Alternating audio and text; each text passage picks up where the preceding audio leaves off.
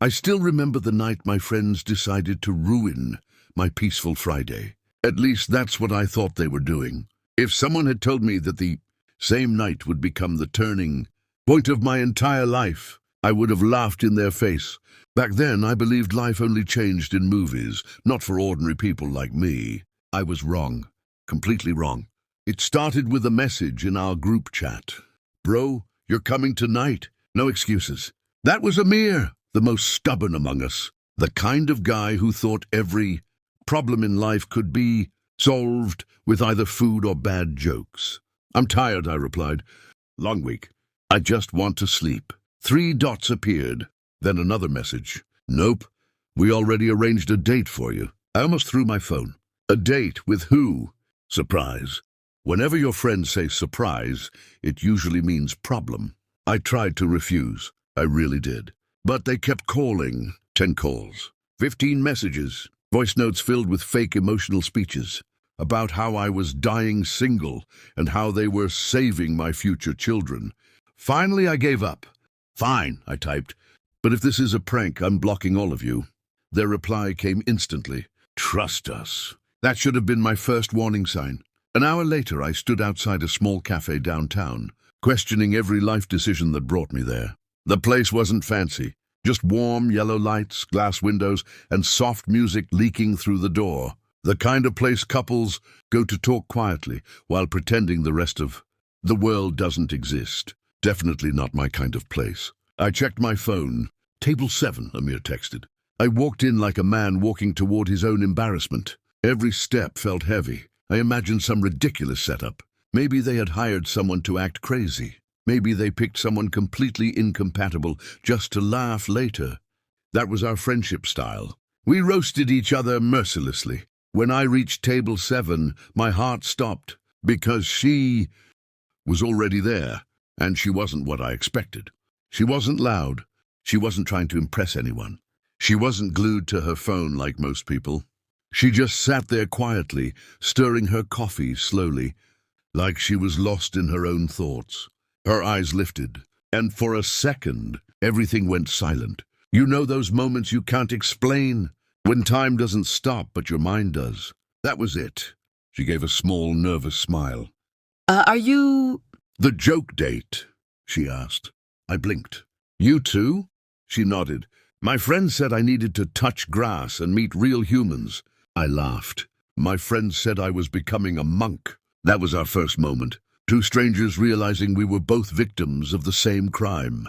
We both laughed, and somehow the awkwardness disappeared. "I'm Daniel," I said.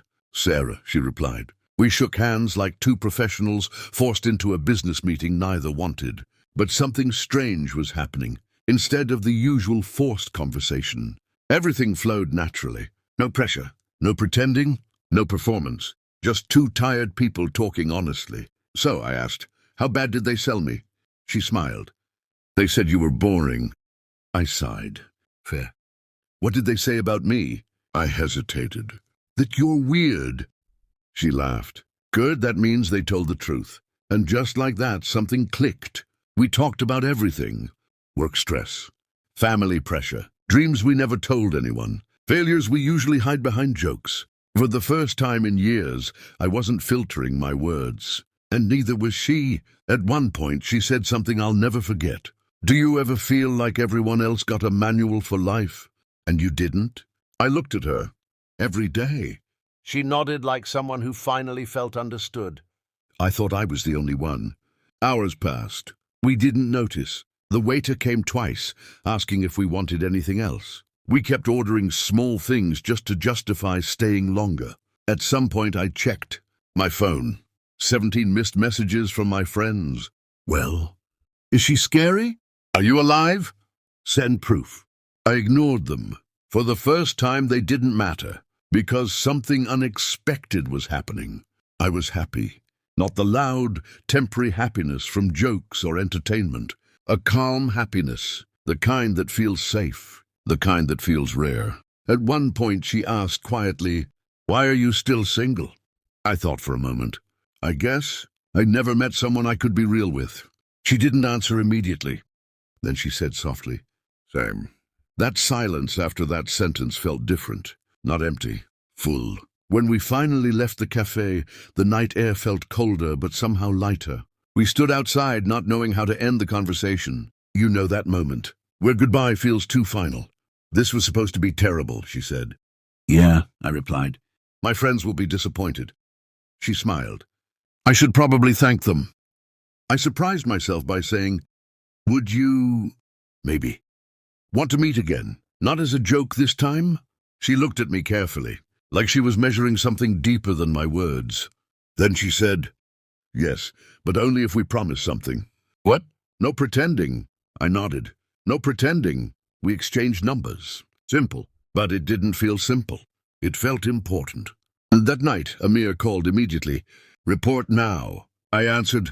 So, he demanded. I paused. She's different. They all started shouting on speaker. He fell in love. It was supposed to be a prank. Bro is finished.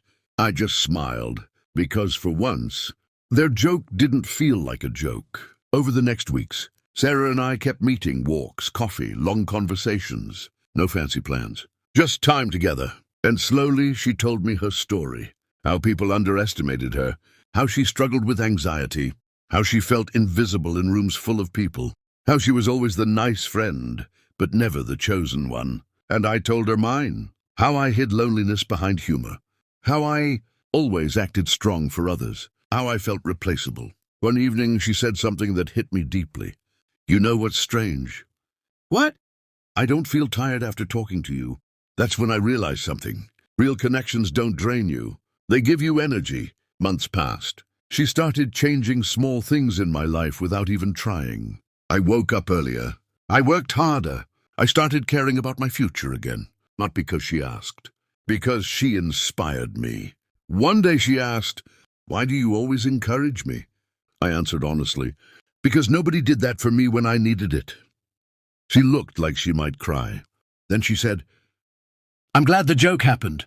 So was I. But life isn't a movie, and every beautiful story gets tested. One evening she canceled our meeting. Then another. Then she became distant. My mind filled with old fears. Did I imagine everything? Did I care more? Finally I asked, is everything okay? She hesitated. Then she told me. Her family was moving to another city. A job opportunity.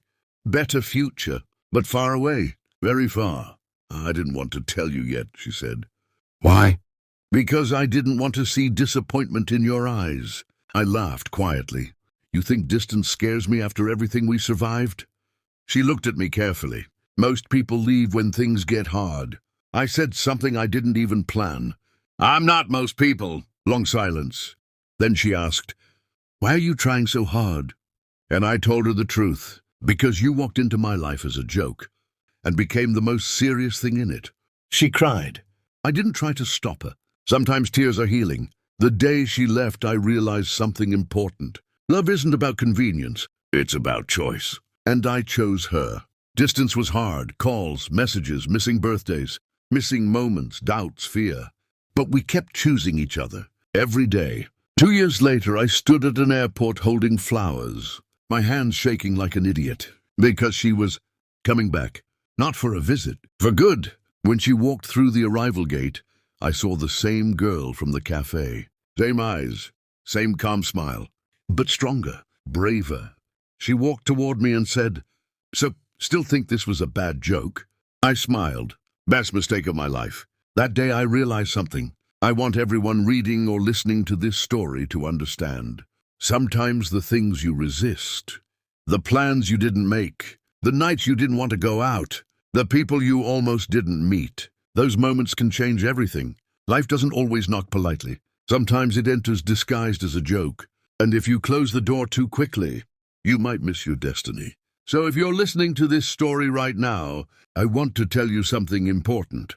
Give people a chance. Give moments a chance. Give life a chance. Because one unexpected meeting can rewrite your entire story. And if you believe in stories about hope, unexpected love, and real-life transformations like this one, make sure you subscribe to the channel because more powerful stories like this are coming. Stories that remind you that ordinary people can live extraordinary moments. Your one subscribe might seem small, but for storytellers like us, it means everything. And who knows, maybe the next story that changes someone's life will be yours.